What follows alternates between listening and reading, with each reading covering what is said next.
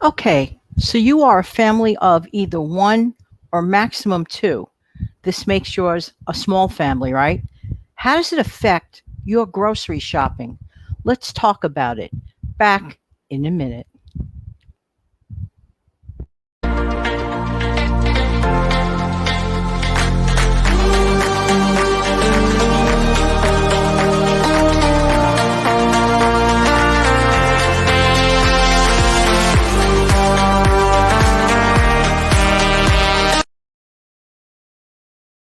Hi, this is Jan from New York City, and my channel name is Jan from New York City Saves Money. Thank you so much for being here. Hope that everybody is doing well.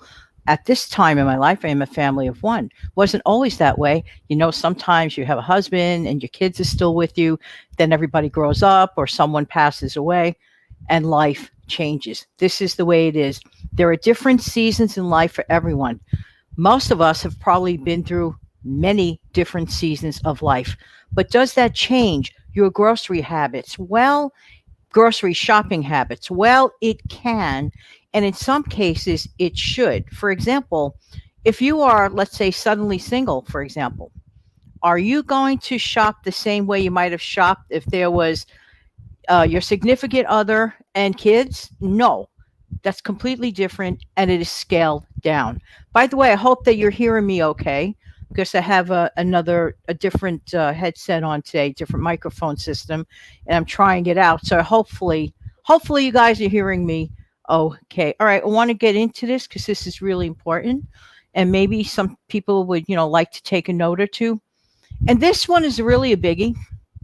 Don't think because you're a family of one or two that you should bypass those huge packs of meat or chicken, thinking, oh, those are for a family of four, for example.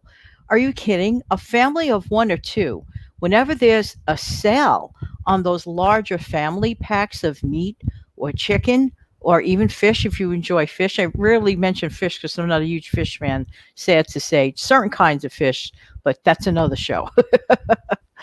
But you hit the jackpot if you're a family of one or two and you find a family pack of food on sale. Are you kidding me? Don't bypass it.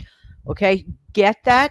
And if, of course, if you like it, obviously, get that. But when you go home, the first thing you do, don't delay, is divide up the packages into realistic portion sizes suitable for your family. You know what that is. When it comes to like drumsticks or thighs or things like that, sometimes I create a single pack of the thighs. For example, maybe I just want one thigh, what? For a soup base, for example. Most of the time, one is actually enough for me of a chicken thigh because they're kind of like very meaty, in my opinion. But some people, if they're by themselves, they need to have two, for example. It all depends on the person. So, in essence, be very realistic in how you divide up your packs. But if you see those family packs of meat and you're a small family, you hit the jackpot. So, especially if it's on sale at a great price. Hello. Next, always stock up on items that your family definitely uses. No, maybe, no. We can't be mamby-pamby on that. Stock up on definite items that, let's say this is a family of two and they definitely need to cough. Excuse me on that one. Um, get that item. If it's something that is definitely liked, definitely used, then that is a definite winner. And if that is on sale, extremely yes, yes, and yes. Definitely go for that. Now, next. Now, some people see the two words and the orange sticker. Either they're happy, happy, happy, or they head for the hills and they start running as fast as possible.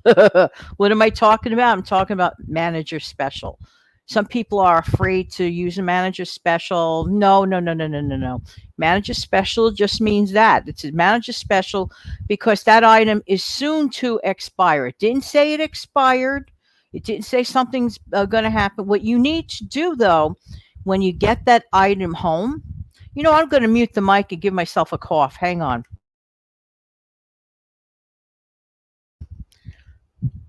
This happens to me, excuse me, this happens to me every year, allergy time. 2 times in a year, late spring, early summer, and then It must be getting close to ragweed time because every time ragweed time comes, this happens to me. So excuse me. Anyway, all right. So manager specials scare people, but the truth be told, there's nothing wrong with manager special. You hit the jackpot again. However, quick action needs to be taken. You do not let, like, let's say you buy a manager special pack of meat on a Monday. Don't let it sit around in your refrigerator for, days on end and not use it. If you don't plan to use it quickly, that's a quick fix. Immediately when you get home, put it in the freezer. As a matter of fact, this is just reminding me of something. In my opinion, I think that people make the greatest mistakes, not necessarily at the grocery store, not necessarily even before they leave the house with their list, but once they get home with their items, when it comes to the meat section, and just letting it sit around and just like neglecting, taking your phone. No phone call. Take that little half hour of the little bit of prep work because you want to use your food. You do not want it to turn into eventual food waste. In my mind's eye, food waste is an incredible no. Don't do it. I would not suggest it. So take action right away. Either you freeze it or you cook it. It's just that simple. You may not have to eat it. Freeze it or cook it. You could cook it and then freeze it. I get some of the best comments, I'm telling you, and tips and tricks from the viewers. I really, really mean that. A while back, someone said that they feel lazy during a weekday. And what they enjoy doing is they cook their meat right away and then they freeze their cooked meat right away so that during the week when they feel, as they call themselves, quote, end of quote, lazy, they take down the cooked meat and just add a vegetable to the side. That's genius. I love genius. So take note of that tip. And if you're watching this, you remember entering that tip a few months ago, thank you. All right. I love that tip. So, of course, make good use of the manager's special. Next, when you're like deboning things or whatever, make sure that you use those bones and maybe perhaps vegetable scraps. Like if you're cleaning up vegetables and getting them ready, prep work, don't toss. We don't like food waste around here. There's nothing to stop you from doing a nice bone broth and using those vegetable scraps too. All you're going to do, if you, of course, want to do this, is you're going to strain this. You strain this, and you got yourself a good, healthy bone broth with your vegetable scraps. Nothing gets wasted. Again, this is keeping in alignment with not having any food waste. To me, food waste is just awful. It's just an awful thing. And we all know that there are many people in the world who wish they had what a lot of people consider just nothing, and they're just wasting things. It just irks me. All right, next, get in the habit, and I've done this. Every single thing that I mention, I have done. So I know factually every single thing I'm mentioning works. It is just a fact. It's just it. Butterfly your steaks or your chicken breast, like to make them like a thinner cutlet type thing. Automatically, you just double the value of the purchase that you made. Now look behind me. Every once in a while, I'll pop up this picture if the discussion is in reference to shopping and stuff like that. Behind me, you're going to see, well, in my opinion, some of the best Frankfurters on planet Earth. Yes, I'm a New Yorker, so therefore I'm going to be a little partial. But Nathan's Franks are the best. But I'm a family of one. I don't like to see any food waste ever whatsoever.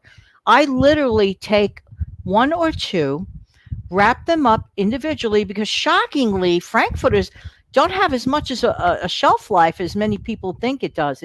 It's actually, I believe, 2 weeks inside that type of package, unopened.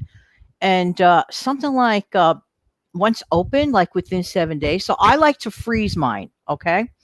This way, and plus that, they're already individually wrapped. For example, most of the time, I boil my Frankfurters. So I'm not even using grease or anything. So I could take literally the pack from the freezer, which are packages of 2. Sometimes it's packages of 1, whatever mood I'm in. But most of the time, I would say it's a pack of 2, just in case somebody else is around. You want to offer them some. So I take the pack right out of the freezer, just throw it right into the boiling water. From freezer to boiling water to in your beautiful hot dog bun in a matter of, 10 minutes? So This is a case of definitely you could stretch your, frankfurters make their shelf life extended. So be mindful of that with frankfurters, no matter what brand. That's pretty much the shelf life. It's shorter than most people realize, including me. I was really totally stunned on that one. Next, if you make any sort of rice, or if you have rice, I suggest this. To me, now everybody's schedule is different, everybody's life is different.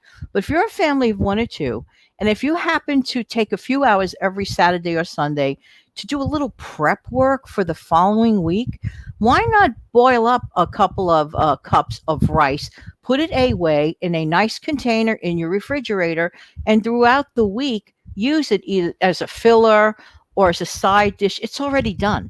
So all you have to do literally is heat it up. Because a lot of people are like, oh, I'm too tired. Oh, the idea of boiling rice and this. It's amazing that when one is tired, what of course is naturally a simple matter to do, when one is feeling tired, all of a sudden it's amplified, it's magnified, and it feels like 300 billion% worse. So, so when you are energetic, have a couple of hours and you're sitting, watching TV or something, you could put a lot of your meal prepping, that's another show, on the back burner while you're, enjoying some entertainment like a movie. And meantime, you're preparing for the following week, because many people are, in fact, because people work hard at the end of the day, they're tired. They just want to come home most of the time. They want to avoid making that phone call, whether you're a family of one, whether you're a family of five, whether you're a family of 10. Most of these tips and tricks really apply to everyone. But the biggest tip of all is that a family of one or two should not bypass those big packages of the family packs. Just saying, just saying. Next, and this is really, really important, slowly build up a stockpile of non-perishables. Okay. I cannot emphasize this enough. For example, I got in the habit that every single grocery haul, there'll probably be 2 to 3 canned items for the future. And what do? 2 simple words. Well, okay, put it away. 3.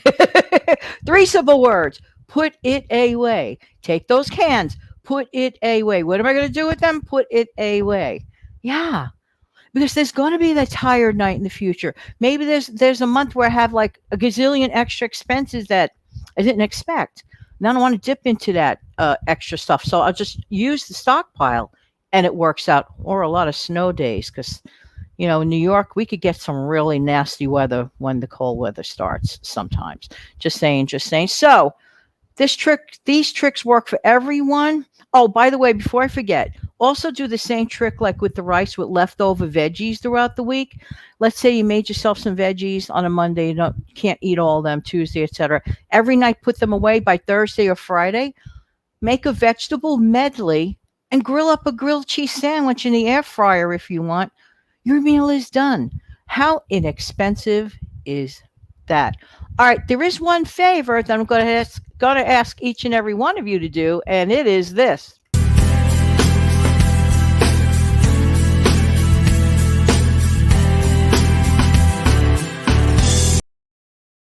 If you found value in this video, I really appreciate it if you smash down the like button.